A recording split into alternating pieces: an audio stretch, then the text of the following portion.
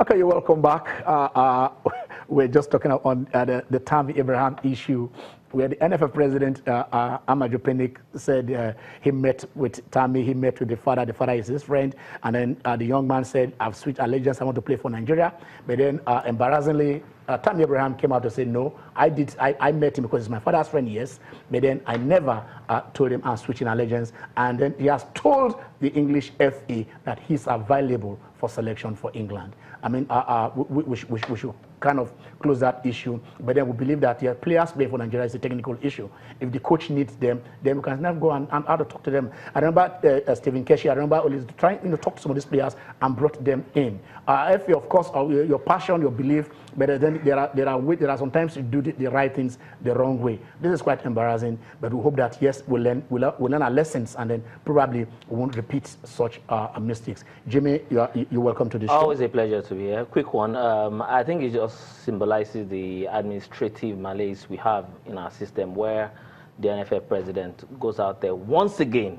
This is not the first time. We always say administrators, as much as possible, should avoid being the MVP of media events. This turned out to be a media event that eventually was not to be, because, I mean, when you come out to authoritatively assert that a player is going to play for the Super Eagles and maybe World Cup places are being assured and all that, I think it's a disservice to the system. I think it's a disservice to other players. It's a disservice to what we should be building. And it also begs the question of our philosophy. What exactly is our philosophy? I think at every point in time we find ourselves at a crisscross as regards, okay, are we meant to be talking about the home-based players? What is the place of the home-based players? I mean, we all like to say, as far as they are Nigerians, you know, they are good enough to play for the Super Eagles, but we never seem to see that the home-based players that are given that necessary opportunity. But we would rather have maybe foreign-based players, especially when they are playing in the UK, maybe somebody is reaching out to them. I have no angst as regards that. I have no argument against reaching out to somebody. But when the NFF president unilaterally meets, I mean, you look at the Nike incident. You look at the last coach, Le Guin. There's several issues that have been in the past where you had rebootals, you had, okay, this has to be a board. That is why we have a board. It should not be about one man. I think that is the issue. I think probably, yes, the NFF president should realize that, you know, he's the head of a board. There is a board called the Nigerian Football Federation. It's not a one-man show. And then you carry your board along, and then you get these things done. Like we said, players playing for, you know, for our nation is, you know, based on form, fitness, and willingness on the part of the player. Desire to come in again. You know, so that's the thing. Whichever way you want to look at it. Yes. Tammy still feels, yes, he has a chance to play for England. Yes. And you can't force him for that. You can't fault him for that. This is where he was born. That's the country. The mentality is always he has never been to Nigeria. For you to come out on his behalf to say he's switching allegiance, yes, you're putting him on the spot. In the spotlight. You're more diplomatic in how he went about it. There's no process has started. Nothing. Just because you saw him in Wembley, the euphoria came out and I said, I've spoken to this guy. I think those are far-reaching statements saying they've started the process. Tammy and the father started the process. Okay, we have James on the line. Francis, hello. Hello. Hello. Yeah, good afternoon. Good afternoon. Yeah. How are you? We're fine. We're fine. Yeah, I want to say something. This is a very big insult to our nation. We have a lot of good footballers in Nigeria. Felix Lord has done that at the first instance. It's quite embarrassing. The guy is not playing anything. He's not spectacular than the ones we have. So why let him up? It's not proper. I think we should look into the home base. We have a lot of good players in the home base that are even far better than that guy. Please, I want to appeal to Penny. You should stop going about him all those things. Okay. It's not something else as a nation. All right. And I also think we need to appeal to Nigerians. Thank you. When you say there are several players that are better than that guy, at times I don't like that kind of statement. Because, I mean, let's be honest with ourselves. We have a lot of players that have got the ability to perform in the next 3-4 years. It's got time. I mean, he's got time to, you know, do the needful, maybe represent us in the next 4 or 5 years and all that. But when you start saying because he's in the spotlight now, you start abnegating whatever he has done or he's doing. Jimmy, I don't think it's Jimmy, I think I agree with I think it's not all about Tammy now. It's about the system. It's about the fact that we put him on the spotlight for something. Not just Tammy. We have this tendency at times that any player who says we are approach and says he doesn't play for Nigeria, they say England will use and drop him. Nigeria will use and drop you. Togo will use and drop you. When you are on form, you play. You understand? If you are not on form, it doesn't matter whether you are the most patriotic. It is form and fitness that matters. So if you are good enough for England, you play for England. Some Brazilian players are playing all over the world. Nobody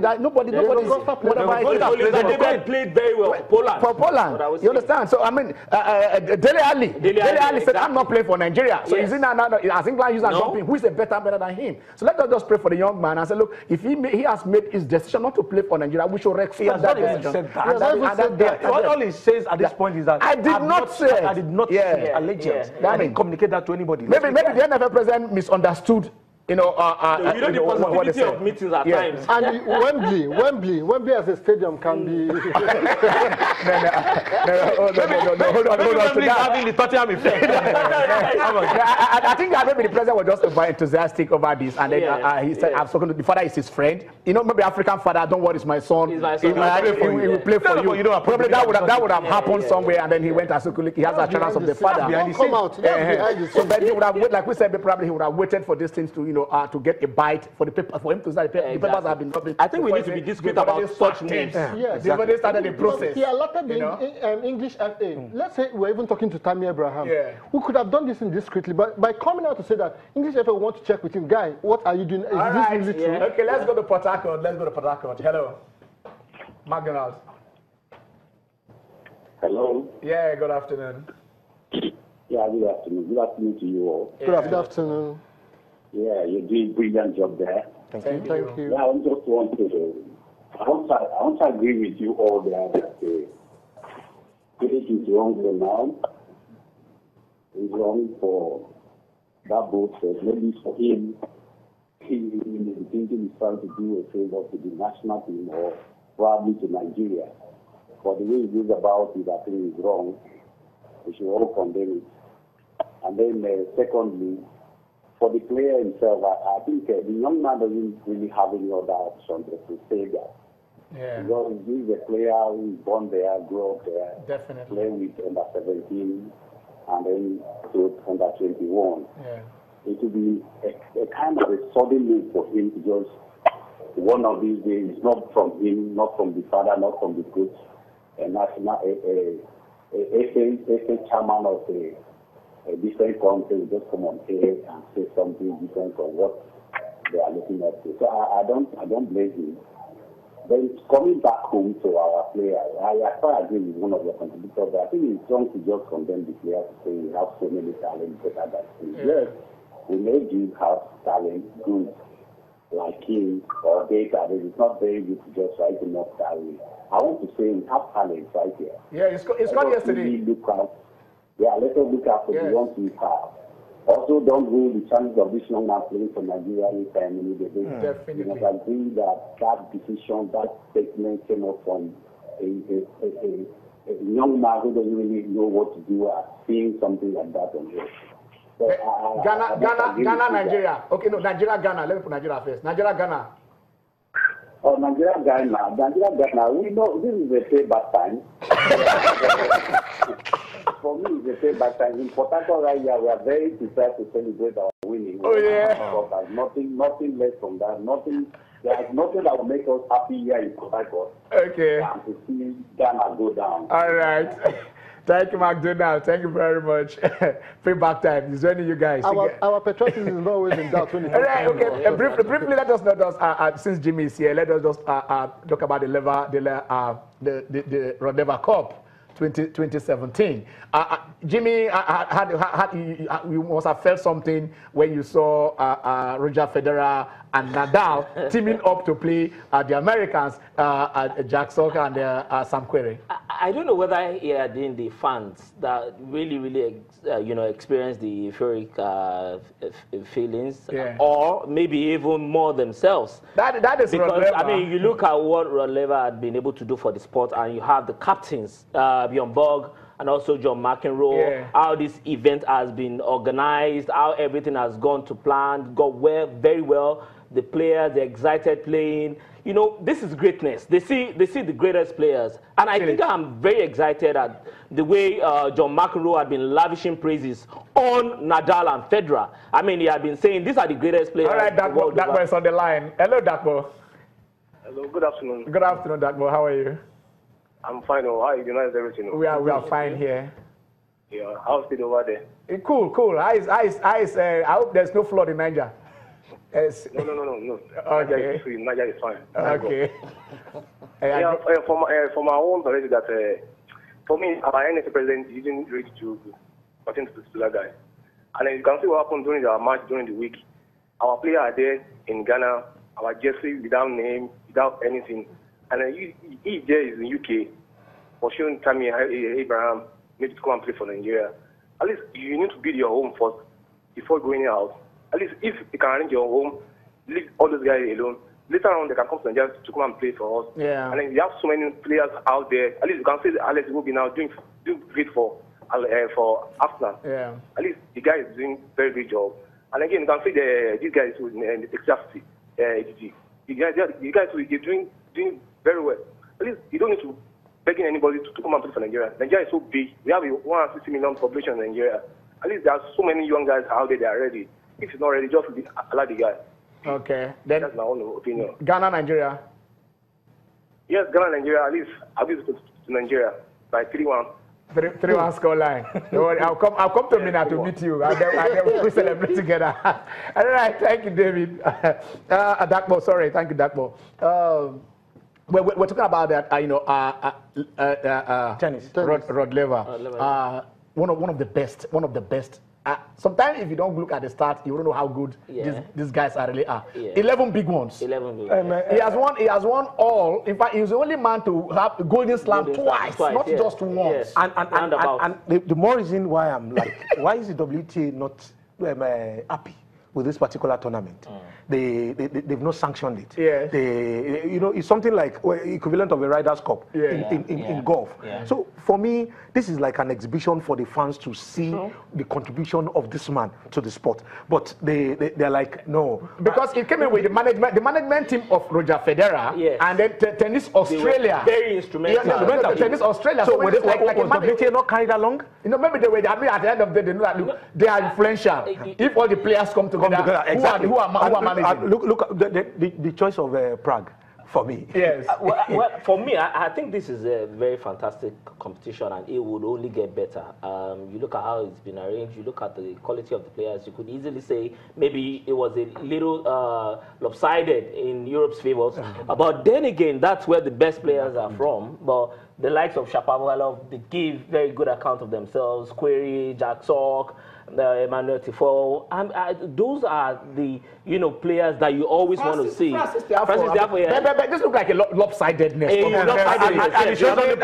shows exactly. I think at the moment it's 12-3. Of course, and whoever gets to 13. Zverev is a done. Even before the competition, it had been done. So let's just, I mean, it was that. I remember. I wish Kevin Adas was here. I wish Del Potro was here. Even at that, you understand the quality that the team Europe players. Europe has number 1, 2, 3, 4, 5, and the 6 by 6. That's where the best players are. The best of Team World is number 16, Sam Querrey. Yes. And then you have number 72 in Francis Tiafoe. Why you have number 1 and number 2 in Europe?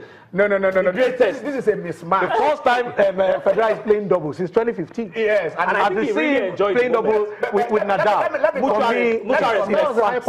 Let me confess something. When I saw Nadal and Federer taking on Jack Sock and Sam Querrey, actually after the first set, when Federer, I wasn't too happy. The second said the Tigo then 6-1. Exactly. So when the American got 6-1, I said, yes. There's somebody. Okay, dear, how are you? I'm fine. Yeah. Hello? Yeah, where are you calling from? From Calabar, where? From Cross River State. Yeah, I know. We're in Cross River. In Ecom. Ecom. I want to just say I'm calling from Ecom. I want to know. So how are you? I'm fine. Let's have your say. Okay. Please, for Nigeria NFA chairman to go and fight for Tammy Abraham is not bad. Okay. It's very good because of this man in Russia. One guy playing in Bayern Munich, Alaba. Okay. You know that Alaba yes. Nigeria It's a Nigeria on the 17 World Cup. But we didn't use him. Father brought him. All right. Okay. Another perspective. Yes, we're going on a break. Probably next, we should wait until when their father bring them. We shall now say, okay, the way they brought Adebayo, and then we say it was not good enough. Maybe yes, David Alaba said it wasn't good enough. But then the time he said he wants to play for Nigeria, if he indicates that interest like others, we'll grab him, let him come and have an opportunity to fight for the share. We'll go for a break.